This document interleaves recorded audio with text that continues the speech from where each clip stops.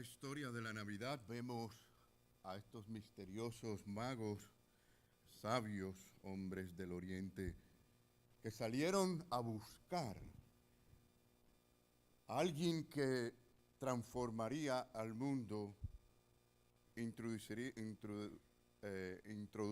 una nueva era en el mundo.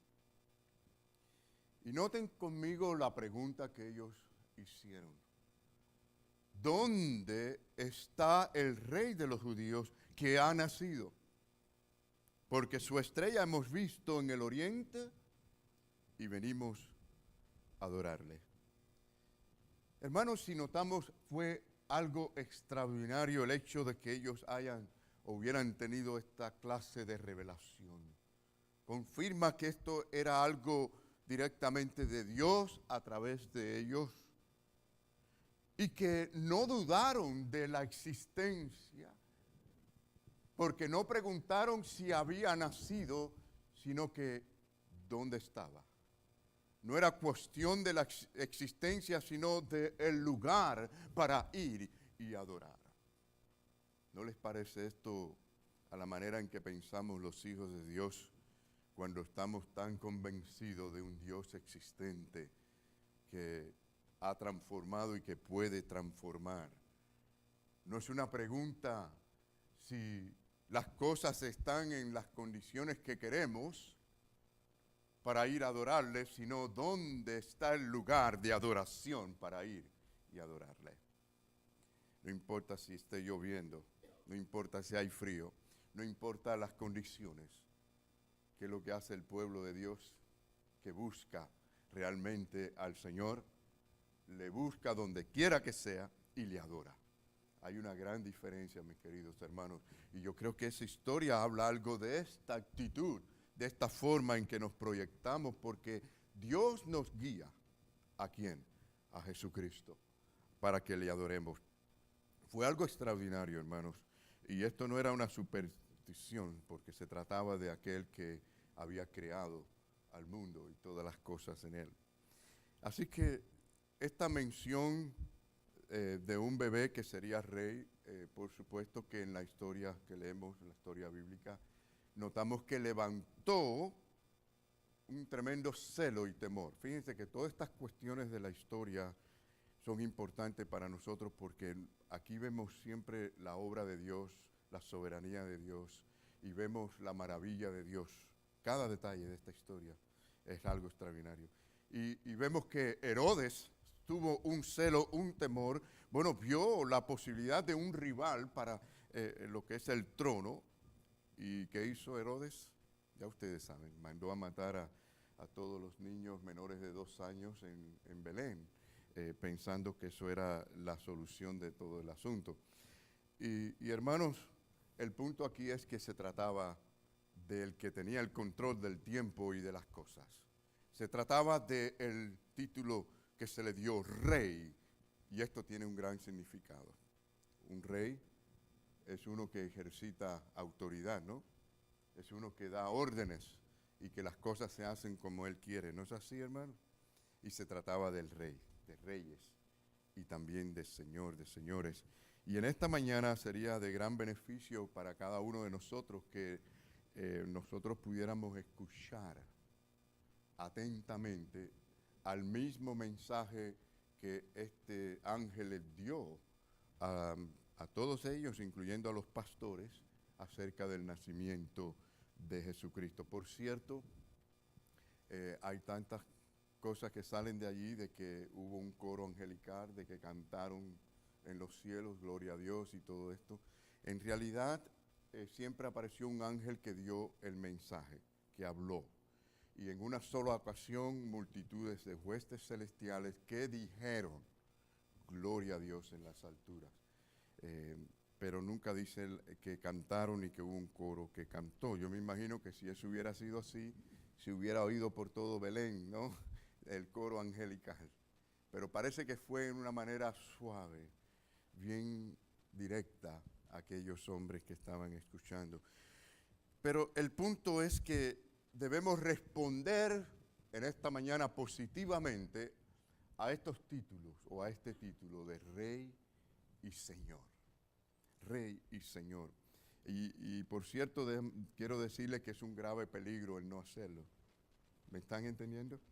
Es un grave peligro y es uno de los problemas que vemos al pasar por la Navidad, cómo la gente se pierde en realmente el aplicar personalmente lo que significa que Él es Señor. Que os ha nacido hoy en la ciudad de David un Salvador, que es ¿quién? Es Cristo, ¿qué más?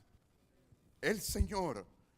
Y nos quedamos con un bebé allí en un pesebre, pero no lo vemos como Señor de señores. Y es ahí donde está el grave peligro, mis queridos hermanos, porque y realmente hay pocas palabras en el vocabulario como esta. Es decir, muchas palabras han perdido su significado, pero esta es una de las que quizás más ha perdido su significado. Hoy le llamamos Señor a cualquier persona prácticamente, aunque no la conozcamos. Vemos a alguien en la acera que se le cayó algo y le llamamos, Señor, Señor, mire, se le cayó algo. No sabemos si es un predador sexual, si es un delincuente, un criminal, no sabemos. Y le llamamos Señor. Hoy se le dice así, a veces lo hacemos por respeto a alguien, ¿no? Pero realmente tenía un significado mucho más profundo en aquellos días. Cuando se le decía Señor a alguien era porque era alguien poderoso y era alguien dueño y tenía una autoridad bien poderosa. Y en este caso, ya sabemos, Jesucristo es Rey de Reyes y Señor de Señores. Y noten, mis queridos hermanos, claro, esto está en el idioma original, no, noten que está en el sentido presente. ¿Y por qué esto es bueno en la teología entenderlo? Porque no dice que sería Salvador en algún momento, ni que sería Rey, ni que sería Señor en el futuro, sino que lo es. No es algo que iba a alcanzar como un título o algo que se mereciera luego, sino que era el Señor. Y hermanos, en este caso ya era el Rey y era Señor. Dice la palabra que era en la ciudad de David, o sea, un linaje correcto, específico, un lugar exacto, según las profecías de Dios. Ahora, lo que quiero decir es que nadie podrá responder de una manera adecuada a lo que es este título, si nosotros no entendemos realmente en lo personal qué es lo que es para mí. Es decir, no podemos responder al Cristo, al niño que nació hace más de 2000 años, si no entendemos lo que esto significa de ser Señor. Y la pregunta pudiera ser, ¿es Él el Señor de mi vida realmente? Y por otro lado, las enseñanzas bíblicas nos enseñan, también nos advierten del peligro de ser negligente a recibir a Cristo, o sea, no recibirlo como Señor y como Rey. Hay consecuencias que son eternas. Esto va a determinar realmente si somos salvos o no. ¿Cuál es la reacción que tenemos nosotros ante Él como Señor? No todo también el que dice Señor, Señor. Sabemos, dice la Biblia, ¿no dice así? O sea, no es cuestión tampoco de decirlo con palabras. Muchos dirán, Señor, Señor, pero no entrarán en el reino de los cielos, dice la Biblia. Sino aquellos que hacen la voluntad de Dios, son aquellos que verdaderamente le han tomado en serio como Señor de sus vidas. Y por supuesto que si ponemos juntos todos los nombres de Jesús que la Biblia enseña, es nombre sobre todo nombre, nombre sobre todo nombre, y por esto es que no cabe otra cosa ante el Dios y ante la eternidad, ante el día del juicio, porque Él es nombre sobre todo nombre, no es aceptable otra idea de que alguien, algún alma no le haya recibido como Señor. Y notemos que la palabra griega que se traduce como Señor es la palabra kurios. Y queremos hablar un poquito sobre las variedades que hay de esta palabra, ¿no? En el uso que tenía. Primero, bueno, se usaba en el griego diario para hablar de los dueños, de aquella gente que eran muy respetadas en las comunidades y por lo regular eran gente con poder económico. Yo sé que se dice diferente según el idioma. Por ejemplo, ya sabemos que en español decimos señor, ¿no? En inglés, ¿cómo es que se dice? Sir. Por ejemplo, en alemán, Herr, y en francés, Monsieur. Diferentes formas de decirlo, pero es señor, señor. En segundo lugar, curio, señor, era un título de autoridad. Y por supuesto que se distinguía la diferencia entre los amos y los esclavos de aquellos tiempos. Ustedes saben que esto era una práctica universal y muy normal de aquellos días. Habían esclavos y habían siervos. Es decir, el mundo se dividía entre los libres y los esclavos prácticamente. Pero ¿quién era el curios? El curio era el amo, quien hacía lo que él quería, a su antojo, en relación con su esclavo. Y el esclavo estaba a la disposición del curios, es decir, de su señor. Y Jesús usó esta palabra para distinguir al esclavo y al amo. Por ejemplo, en Lucas 16 vemos que dice el Señor en el versículo 13 que ningún siervo puede servir ¿a quién? A dos señores. Esto es un serio problema en la vida de mucha gente que se dicen ser cristianos, que a veces no se sabe realmente a quién están sirviendo.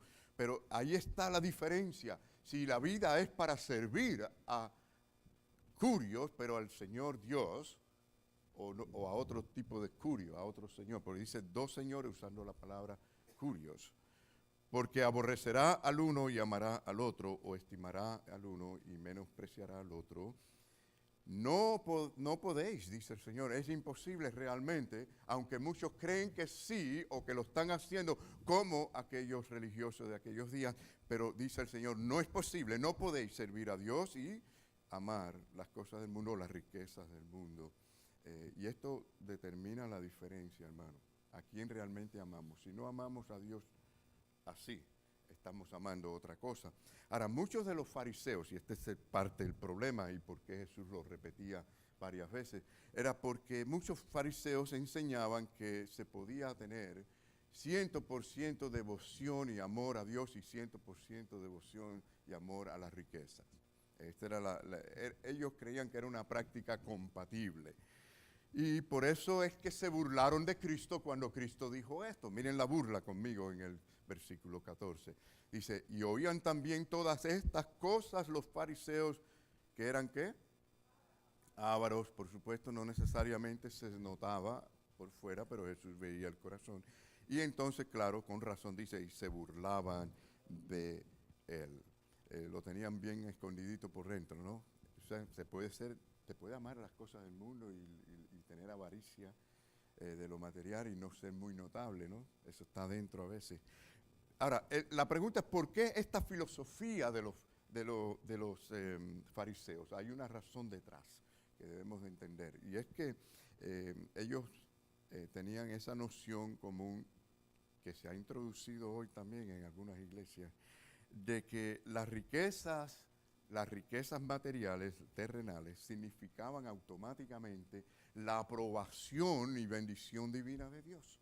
Es decir, si yo me estoy enriqueciendo económicamente, esto significa que Dios está contento conmigo, que Dios está bendiciendo mi vida y está satisfecho con lo que yo estoy haciendo.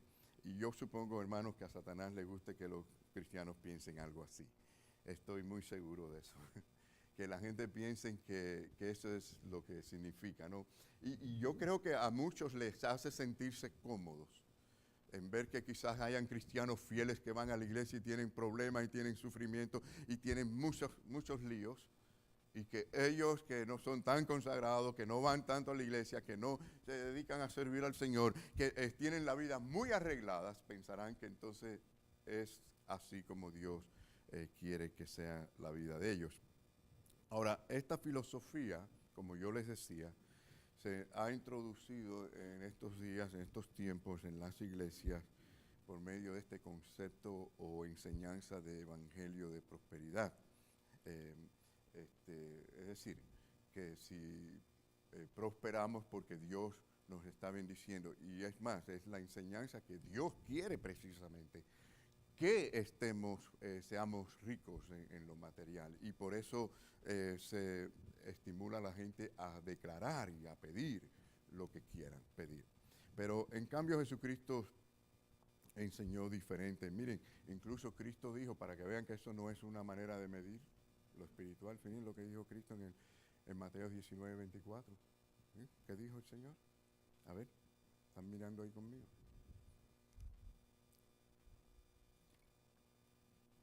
Dice, otra vez os digo, que es más fácil pasar un camello por el ojo de una aguja que entrar un rico en el reino de Dios. ¿Qué les parece? Hay un contraste, si ustedes leen todo el contexto, de lo posible o lo imposible, ¿no?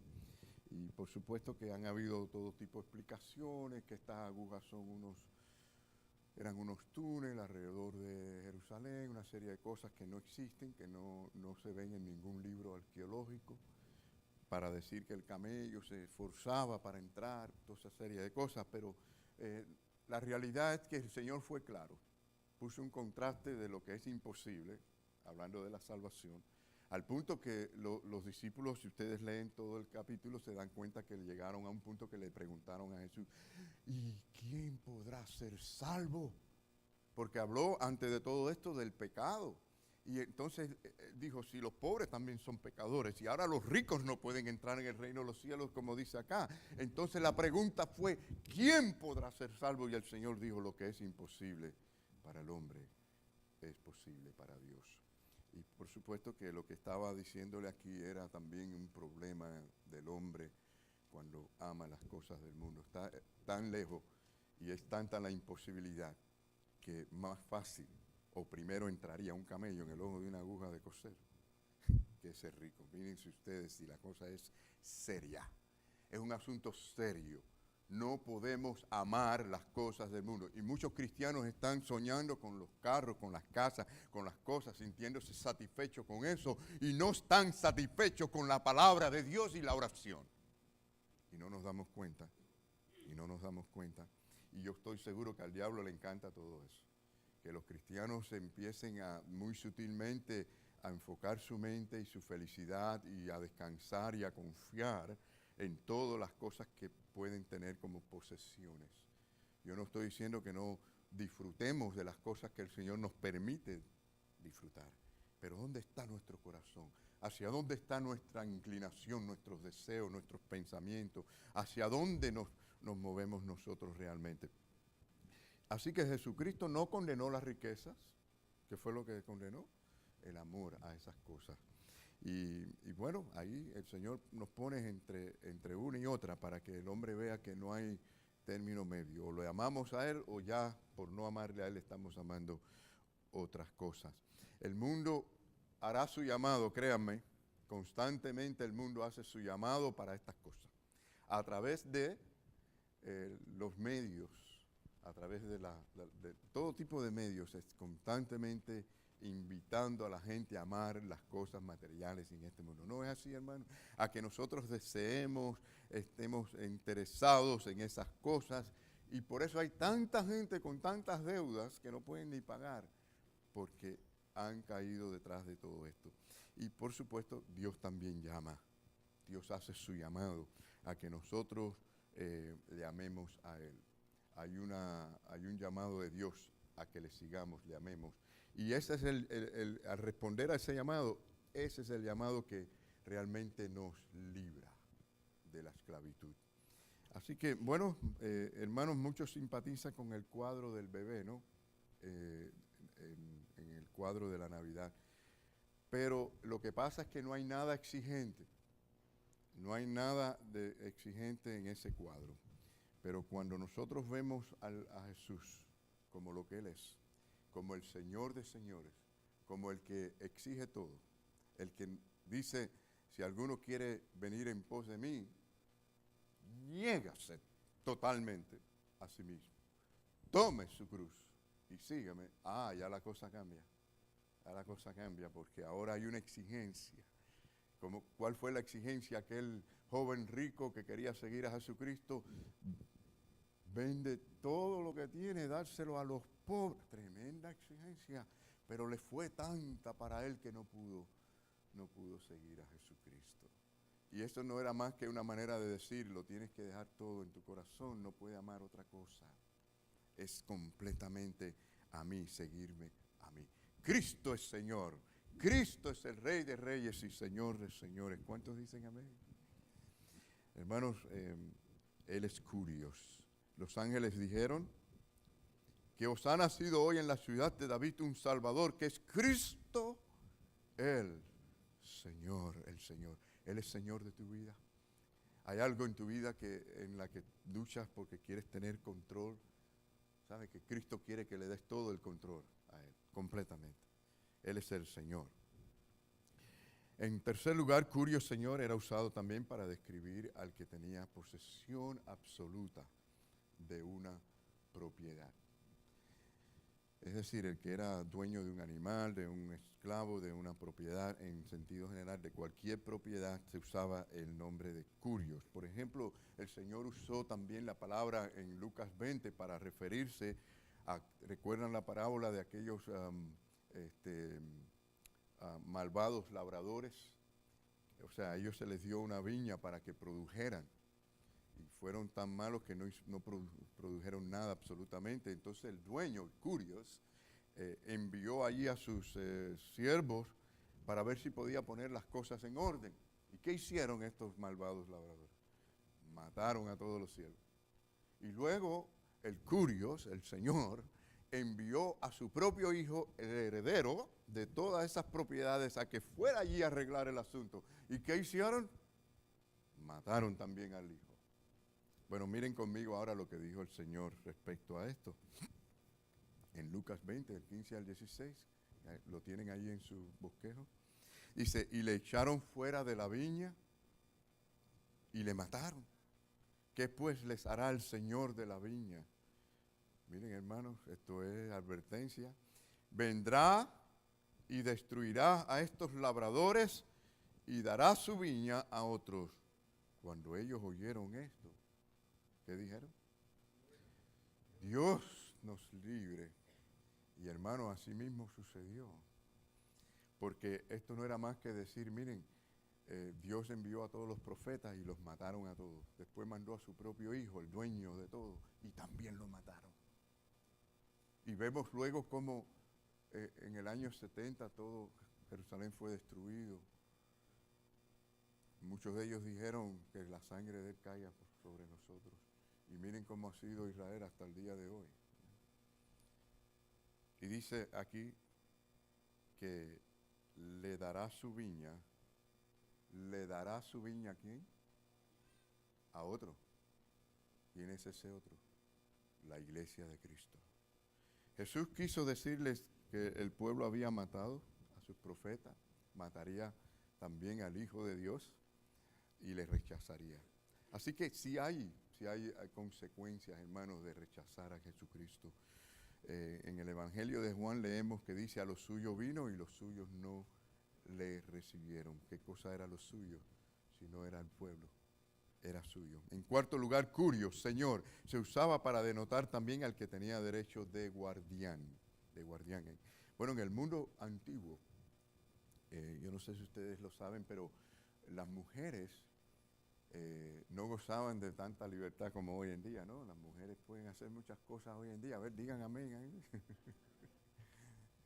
Pero en aquellos tiempos no era tan fácil, pero algunas eran privilegiadas en algunos aspectos, porque, por ejemplo, algunas tenían al curios como guardián, se usaba también para el guardián en asuntos legales. Por ejemplo, podía tener un negocio, podía tener propiedades, pero tenía que ser con la firma de un guardián. ¿Quién era el guardián? Bueno, podía ser su esposo, podía ser un hermano, un primo, alguien en la familia, alguien de confianza, podía firmar. Este era el curios guardián de esa mujer. Y por supuesto, también era la persona que velaba por todos los asuntos también de esos negocios, etc. Ahora, si lo pensamos bien, hermanos, ¿quién es nuestro guardián? Sino el Señor de señores, Jesucristo. Y miren, Él nos pone a nosotros, nos da la firma para que podamos ministrar sus negocios, para que podamos servir, trabajar en sus negocios. Y además nos cuida, nos protege. Qué bonito saber esto, hermano. El Señor Jesucristo es nuestro guardián. Qué alivio, qué promesa tan linda. Y que estará siempre con nosotros. Ahora, curios también, Señor, en quinto lugar, era el título habitual del emperador romano. Era un hombre de autoridad, ordenaba decretos, pero nosotros sabemos quién es el que verdaderamente decreta y tendrá la última palabra. Nuestro Señor Jesucristo, ¿verdad? Y Él tiene toda autoridad, no alguna, toda autoridad. Y la pregunta es si Él la tiene en tu vida, si tú estás viviendo para someterte a su palabra, a lo que Él dice. Ustedes saben que la gente serán bendecidas o serán maldecidas o condenadas por la palabra de Cristo. Es decir, la palabra de Cristo no solamente es la verdad absoluta, sino es palabra con autoridad. Estudiábamos en la escuela dominical en una porción tan teológica y tan profunda de Juan, cuando decía en el principio era el verbo, y el verbo era con Dios. Y qué difícil entender que a la misma vez que era con Dios, era Dios mismo, esa palabra poderosa que hablaba con autoridad. Es decir, Dios no ha creado nada sino es a través de su Hijo Jesucristo mismo. Dios no ha salvado al hombre ni lo salva sino es a través de su Hijo Jesucristo. Y Dios condenará al mundo, o juzgará al mundo, mejor dicho, sino va a ser a través también de Jesucristo, su Hijo, algún día. Pero es poderoso en palabras y su palabra es poderosa. Colosenses 1:15, miren, uno de mis favoritos pasajes cristológicos, lo encontramos aquí en Colosenses, capítulo 1, del 15 al 17. Esto no quiere decir que lo podemos entender humanamente completamente, nunca vamos a entender la Trinidad de Dios ni su divinidad, ¿no? Pero entendemos lo suficiente, dice el Señor, y Él es la imagen del Dios invisible. Leamos todos. Dice, el primogénito de toda creación, porque en Él fueron creadas todas las cosas, las que hay en los cielos y las que hay en la tierra, visibles e invisibles, sean tronos, sean dominios, sean principados, sean potestades, todo fue creado por medio de Él y para Él. Y Él es antes de todas las cosas, y todas las cosas en Él subsisten. Tremendo, hermano. Tremendo esta gran verdad. Bueno, cuando una persona quiere ser curios, y esta es la naturaleza del hombre, ¿no? Querer ser curios. Todos queremos ser nuestro propio jefe. Lo que estamos haciendo es despreciando e ignorando quién realmente es el curios. Quién realmente es el Señor. Y por eso es importante que nosotros entendamos esto, porque fíjense que todo empezó cuando Satanás quiso ser el curios.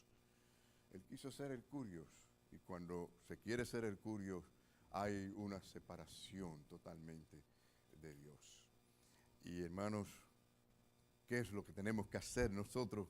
Y ya creyentes que conocemos al Señor, completamente dejar que Dios controle toda nuestra vida. En sexto lugar dice este punto que, bueno, en la traducción griego, del griego, o sea, del hebreo traducido al griego, curios, Señor, era regularmente usado para referirse precisamente a Dios, o sea, al Dios de Israel. Y yo creo que en la escala ascendente esta es la más importante, el nivel más alto. Lo usaban los hebreos para referirse a Dios. Es decir, curios, el Dios Todopoderoso, que luego fue conocido en la persona misma de Jesucristo. El mismo Juan reveló en el versículo 14 de su primer capítulo del Evangelio que fue hecho carne y habitó entre nosotros y vimos su gloria por las cosas que dijo, las cosas que hizo el Señor. Y nosotros hemos visto su gloria en lo que ha hecho en nuestra vida también.